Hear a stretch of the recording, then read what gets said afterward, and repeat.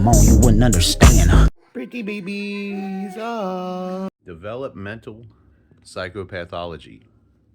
Psychopathology on its own is intense, frequent, and or persistent maladaptive patterns of emotion, cognition, or behavior.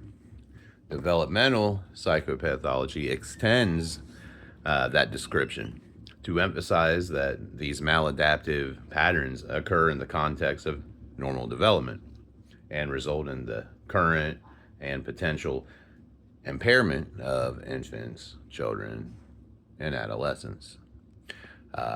Lower income or high stress homes, the stigmatization, perceptions of healthcare in general, of mental health care, are some barriers to care.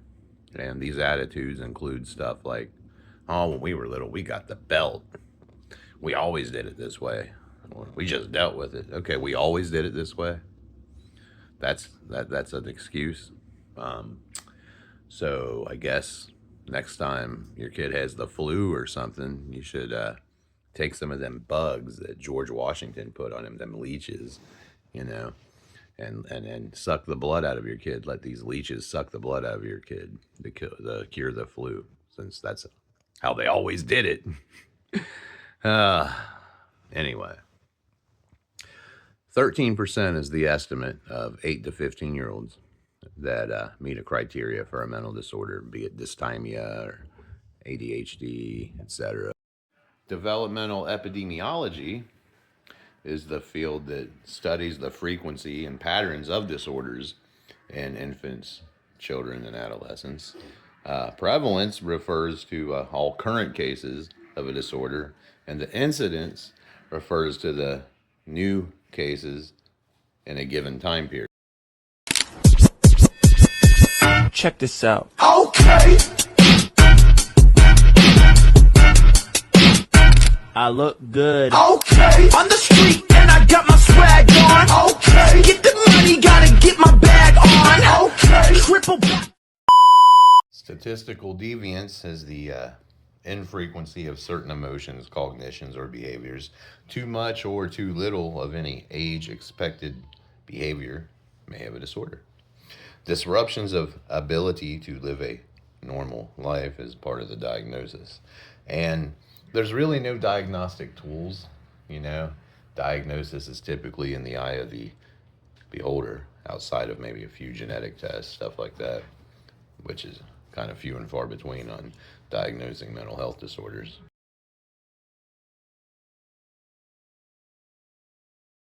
The basic issues of childhood psychopathology are best understood when thought of within the context of what's considered normal development. Therefore, knowing the different models of childhood development and child development, and having a dynamic appreciation of sociocultural norms and differences are kind of important, not just for proper diagnosing, but, you know, working within the confines of what's considered social norm for that culture.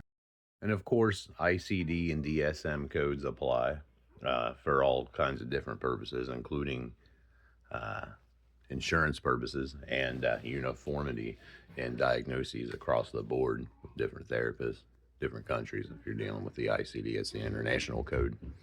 And that the ICD and the DSM changed, so it's crazy how much it's actually changed. Think about this. Sexual orientation in the DSM. How about this? The DSM-1, by the way, we're on like 5 TR right now, but anyway, the very first, the DSM-1 considered homosexuality a mental disorder.